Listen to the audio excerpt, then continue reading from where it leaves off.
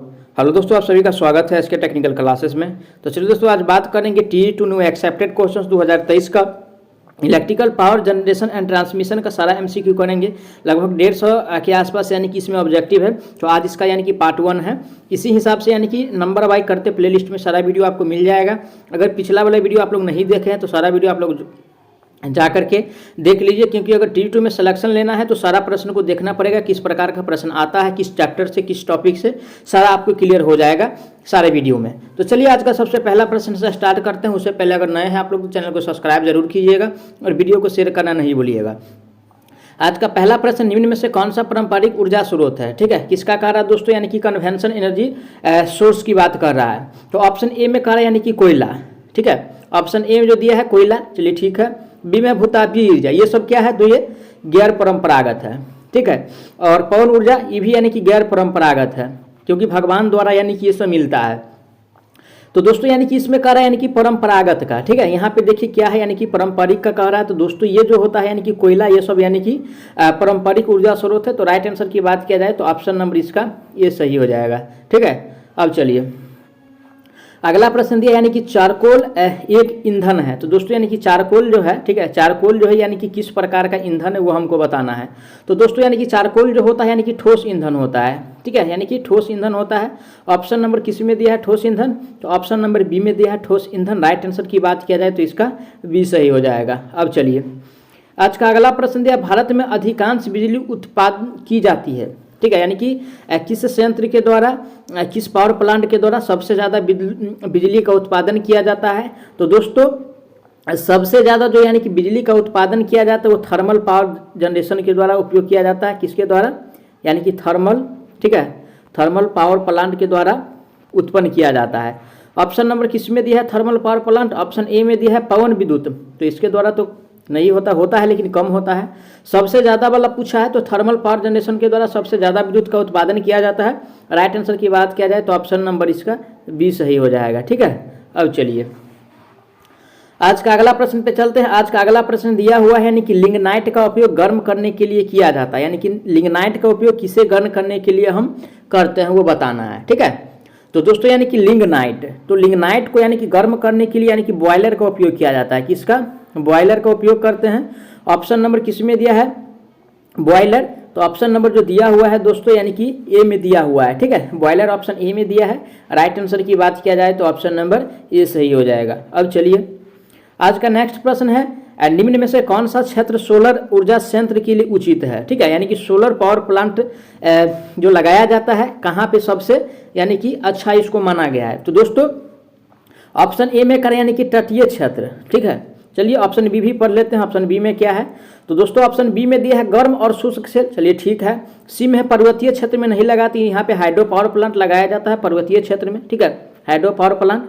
और डी में कह रहा है उच्च वर्षा वाला क्षेत्र, उच्च वर्षा वाला भी क्षेत्र में नहीं लगाएंगे, इसको भी हाइड्रो पावर प्लांट यहाँ पे लगाया जा सकता है। ठीक है, क्योंकि दोस्तों जब सोलर पावर प्लांट जो लगाया जाता है, ठीक है, यानी कि सोलर पावर प्लांट जो लगाते हैं वो आपको यानी कि शुष्क और गर्म वाला यानी कि जगह जहाँ पे होता है वहाँ लगाया जाता है इसको। ठीक है, तो राइट आंसर की बात किया जाए तो ऑप्शन नंबर इसका बी सही हो जाएगा। और दोस्तों इसको यानी कि सबसे उचित जो यानी कि स्थान माना गया है, क्योंकि राजस्थान में लगभग जो है यानी कि ये यानी कि सोलर पावर प्लांट का जो कैपेसिटी है वहाँ बिजली उत्पन्न करता है 2250 मेगावाट। ठीक है, सोलर पावर प्लांट यानी कि 2250 मेगावाट बिजली उत्पादन करता है। ठीक है, कितना? 2250। ये सोलर पावर प्लांट राजस्थान में है।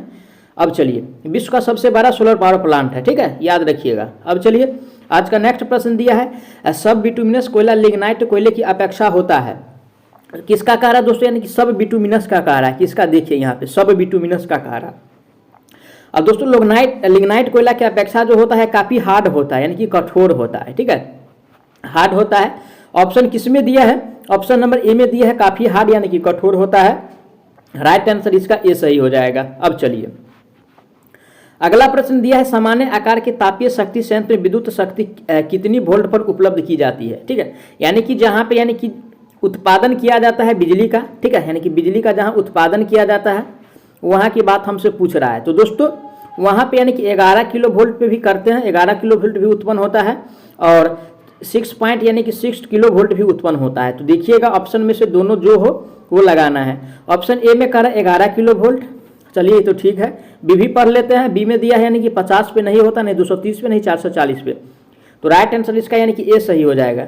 और ऑप्शन ए में अगर 11 नहीं रहता, 6.6 रहता तो उसी को टिक करते, क्योंकि दोनों के द्वारा इतना यानी कि वहाँ पे बिजली उत्पादन किया जाता है। अब चलिए अगला प्रश्न दिया है यानी कि सौर ऊर्जा का सिद्धांत किस पर आधारित है। ठीक है, सौर ऊर्जा का सिद्धांत जो है किस पे आधारित है वो बताना है। तो दोस्तों यानी कि सौर ऊर्जा का जो सिद्धांत होता है यानी कि फोटो वोल्टाइक, ठीक है, फोटो यानी कि वोल्टाइक सेल पे इफेक्ट है। ठीक है, फोटो वोल्टाइक पे इफेक्ट है। ऑप्शन नंबर किस में दिया हुआ है? ऑप्शन ए में करा जल विद्युतीय प्रभाव, तो इस पे तो है नहीं। बी में है नाभिकीय विखंडन, इसके द्वारा भी नहीं। तो दोस्तों ऑप्शन सी में दिया है फोटो वोल्टाइक इफेक्ट, तो राइट आंसर इसका यानी कि सी सही हो जाएगा। अब चलिए आज का अगला प्रश्न है परमाणु बिजली उत्पादन संयंत्र का ईंधन क्या है। किसका पूछ रहा है? यानी कि परमाणु न्यूक्लियर का पूछ रहा है। ठीक है, तो दोस्तों यानी कि न्यूक्लियर का जो होता है यानी कि ऑप्शन ए में कह रहा है यानी कि डीजल, डीजल तो नहीं है, कोयला भी नहीं है, थर्मल का है। कोयला किसका है? यानी कि थर्मल का है। और सी में यानी कि पानी दिया, ये क्या है किसका? यानी कि हाइड्रो का है। ठीक है, हाइड्रो का है। और एक और डी में लिख लीजिए कैडमियम या ग्रेफाइट, ठीक है, या यूरेनियम या थोरियम लिख लीजिए। क्या? यूरेनियम या थोरियम। ठीक है, चलिए यूरेनियम ही रहने दीजिए। तो राइट आंसर जो होगा दोस्तों इसका डी सही हो जाएगा। ठीक है, क्योंकि यूरेनियम जो होता है और थोरियम का प्रयोग किया जाता है परमाणु बिजली संयंत्र में। ठीक है, तो राइट आंसर इसका यानी कि डी सही हो जाएगा। अब चलिए अगला प्रश्न दिया हुआ है यानी कि नाभिकीय ऊर्जा संयंत्र में मंदक के रूप में निम्न में से किस पदार्थ का उपयोग किया जाता है। तो दोस्तों यानी कि मंदक के रूप में कह रहा है, किसमें? मंदक के रूप में। और दोस्तों यानी कि मंदक के रूप में जो प्रयोग करते हैं ग्रेफाइट का प्रयोग करते हैं। किसका? ग्रेफाइट का प्रयोग किया जाता है। ऑप्शन किस में दिया है? ग्रेफाइट। ऑप्शन नंबर सी में दिया है ग्रेफाइट। राइट आंसर की बात किया जाए तो ऑप्शन सी सही हो जाएगा। अब चलिए अगला प्रश्न, एक हाइड्रो इलेक्ट्रिक पावर स्टेशन सामान्य तौर पर किस जगह पे लगाया जाता है? हाइड्रो इलेक्ट्रिक कह रहा है। ठीक है, तो ऑप्शन ए में है रेगिस्तान इलाका में। रेगिस्तान इलाका में दोस्तों यानी कि वाइंड पावर प्लांट लगाया जाता है, जिससे हवा के द्वारा जो बिजली पैदा किया जाता है, बनाया जाता है, उसको लगाते हैं। ठीक है, यानी कि वाइंड का लगाते हैं, इसको वाइंड में, हवा में, रेगिस्तान में। और ये पहाड़ी क्षेत्र में है दोस्तों, यहाँ पे हाइड्रो लगाया जाता है पहाड़ी क्षेत्रों में। ठीक है, सी में कह रहा निचले इलाकों में तो इसका उपयोग कहीं नहीं किया जाता है, घास के मैदान में भी नहीं करते हैं। राइट आंसर जो होगा दोस्तों यानी कि हाइड्रो पावर प्लांट पहाड़ी इलाका में लगाया जाता है, तो राइट आंसर इसका बी सही हो जाएगा। अब चलिए आज का अगला प्रश्न दिया है किस शक्ति संयंत्र में अधिकतम पूंजी निवेश की आवश्यकता होती है। तो दोस्तों यानी कि सबसे अगर ज़्यादा की बात किया जाए, ठीक है, सबसे ज़्यादा जो पूंजी लगता है ये न्यूक्लियर में लगता है। किसमें? न्यूक्लियर यानी कि पावर प्लांट में लगता है। ठीक है, न्यूक्लियर पावर प्लांट में लगता है। ऑप्शन किस में दिया हुआ है? ऑप्शन नंबर यानी कि ए में दिया हुआ है। राइट आंसर की बात किया जाए ऑप्शन नंबर ए सही हो जाएगा इसका। अब चलिए आज का अगला प्रश्न पे चलते हैं। आज का अगला प्रश्न दिया है यानी कि किसी हाइड्रो इलेक्ट्रिक पावर स्टेशन में सर्ज टैंक के पास स्थित होता है। तो दोस्तों यानी कि सर्ज टैंक के पास जो स्थित होता है, क्या स्थित होता है वो हमको बताना है। ठीक है, तो ऑप्शन ए में करें यानी कि टॉलरेंस, ये तो नहीं होता है भाई। जलाशय भी नहीं होता, ये पीछे रहता है। चलिए ऑप्शन सी में क्या दिया है उसको पढ़ लेते हैं। ऑप्शन सी में है विद्युत स्टेशन, ये तो रहता है उसके साथ। और डी में दिया है बांध, बांध भी उसके यानी कि पास वाला बोल रहा है। तो सबसे पास जो होता है दोस्तों यानी कि पावर स्टेशन होता है। ठीक है, पावर यानी कि स्टेशन होता है। तो ऑप्शन किस में दिया है? ऑप्शन नंबर सी में दिया हुआ है। राइट आंसर की बात किया जाए तो ऑप्शन सी सही हो जाएगा। अब चलिए आज का अगला प्रश्न है यानी कि किसी विद्युत उत्पादन संयंत्र की संचालन लागत न्यूनतम है। तो सबसे यानी कि न्यून की बात किया जाए, ठीक है, यानी कि सबसे कम। तो दोस्तों यानी कि सबसे कम जो होता है वो हाइड्रो पावर प्लांट का होता है। किसका? हाइड्रो पावर प्लांट का होता है। ऑप्शन किस में दिया? Hydro power plant. Option A में है यानी कि थर्मल, तो थर्मल का तो ज़्यादा होता है, डीजल का भी ज़्यादा होता है, हाइड्रो का सबसे कम होता है। ऑप्शन नंबर सी में दिया हुआ है। राइट आंसर इसका यानी कि सी सही हो जाएगा। अब चलिए नेक्स्ट प्रश्न है टर्बो अल्टरनेटर इनमें से कौन सा भाग घूमता है। दोस्तों यानी कि ध्यान से क्वेश्चंस पढ़िए, यहाँ का रहा यानी कि टर्बो अल्टरनेटर। क्या? Turbo alternator. और दोस्तों यानी कि टर्बो में जो घूमता है, ठीक है, यानी कि टर्बो में जो घूमता है वो यानी कि पोल घूमता है। क्या? आप लोग अचूक नहीं रहिए, क्वेश्चंस को ध्यान से पढ़िए।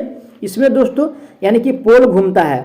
ठीक है ना। बहुत सारा यानी कि विद्यार्थी एग्जाम में जाकर के क्या कंफ्यूज करेंगे, आर्मेचर मार के आ जाएंगे, लेकिन टर्बो जनरेटर कह रहा है दोस्तों। टर्बो जनरेटर में जो घूमता है वो यानी कि पोल घूमता है। ऑप्शन किस में दिया है, ऑप्शन नंबर बी में दिया हुआ है। राइट आंसर की बात किया जाए तो बी हो जाएगा। अब चलिए अगला प्रश्न है, निम्नलिखित में से कौन सी विधि समुद्री जल से विद्युत शक्ति उत्पादन करने के लिए अत्यधिक लाभदायक है। तो ऑप्शन ए में कहा यानी कि परमाणु शक्ति, नहीं भाई इसका उपयोग करके तो नहीं उसको बिजली बनाते हैं, ठीक है। बी में है समुद्री धाराएं, इससे भी नहीं होगा।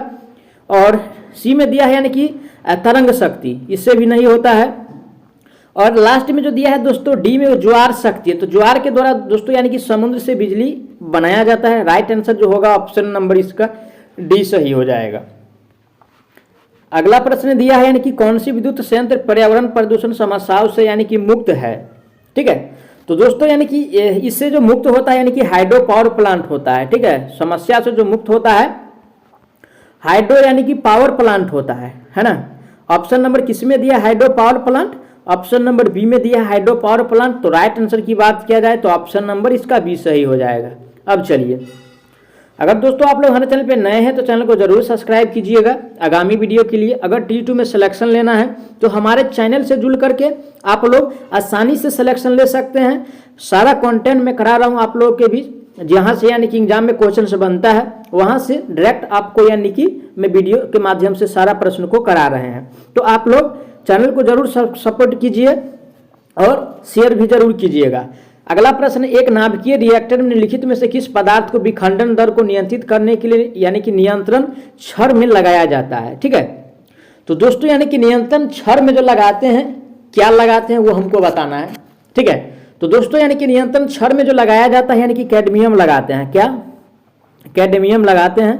ऑप्शन नंबर किस में दिया है, कैडमियम, ऑप्शन नंबर ए में दिया है कैडमियम। राइट आंसर की बात किया जाए तो ऑप्शन इसका ए सही हो जाएगा, ठीक है। अब चलिए आज का अगला प्रश्न, निम्नलिखित में से किसका अधिकतम मॉडरेटर अनुपात होता है, ठीक है। मॉडरेटर जो होता है किसका सबसे ज्यादा होता है, तो दोस्तों सबसे ज्यादा जो होता है D2O का, जिसको भारी जल कहते हैं, इसको डेटेरियम ऑक्साइड भी कहा जाता है। तो राइट आंसर की बात किया जाए ऑप्शन नंबर ए में दिया है, करेक्ट आंसर इसका ए सही हो जाएगा। अब चलिए अगला प्रश्न है, किसी नाभिकीय संयंत्र में ग्रेफाइट को डैश के रूप में उपयोग किया जाता है, ठीक है। किसका कहा है, ग्रेफाइट का, ठीक है। और दोस्तों ग्रेफाइट का जो उपयोग करते हैं यानी कि मंदक के रूप में यानी कि मॉडरेटर के रूप में उपयोग किया जाता है। किसके रूप में, मॉडरेटर के रूप में उपयोग करते हैं। ऑप्शन किस में दिया है, मॉडरेटर, ऑप्शन नंबर डी में दिया हुआ है मॉडरेटर। राइट आंसर की बात किया जाए तो ऑप्शन इसका डी सही हो जाएगा, ठीक है। अब चलिए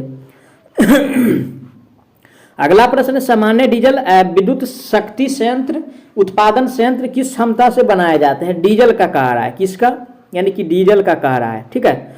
तो ऑप्शन ए में कह रहा है यानी कि 0 से यानी कि 2, ये तो बहुत कम है, इसे ज्यादा तक बनाते हैं। चलिए ऑप्शन सी भी पढ़ लेते हैं। ऑप्शन सी है यानी कि 1 से लेकर के 5, ये भी तो कम ही है। बी में दिया है दोस्तों 0.5 से लेकर के 100 केवी तक, ठीक है।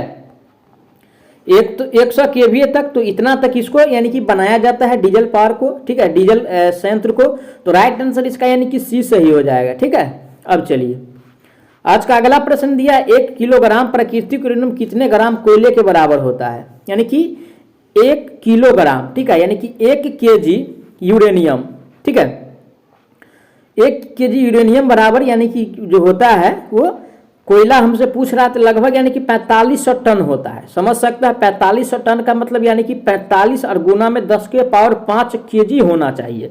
ऑप्शन किस में कह रहा है, ऑप्शन ए में दिया है 10,000 केजी, ये तो होगा नहीं। बी में है 4500 केजी, भी नहीं होगा। सी में है यानी कि 45,000 केजी, भी नहीं होगा। ऑप्शन जो दिया है दोस्तों यानी कि 4500 टन लगभग जो होता है, ऑप्शन डी में दिया है। राइट आंसर की बात किया जाए तो ऑप्शन नंबर इसका डी सही हो जाएगा, ठीक है। अब चलिए आज का अगला प्रश्न है, परमाणु रिएक्टर के परावर्तक किस धातु के बने होते हैं, ठीक है, यानी कि परावर्तक जिसको यानी कि रिफ्लेक्टर कहते हैं। और दोस्तों यानी कि रिफ्लेक्टर जो बना होता है किसका बना होता है वो हमको बताना है, ठीक है।